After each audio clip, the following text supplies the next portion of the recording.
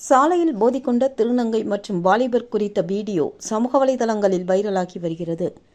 ராஜீவ்காந்தி சதுக்கம் கோரிமேடு செல்லும் வழியில் அப்பகுதியைச் சேர்ந்த திருநங்கை சாலை ஓரத்தில் நின்று அப்பகுதியில் சென்றவர்களிடம் காசு வாங்கிக் கொண்டிருந்தார்.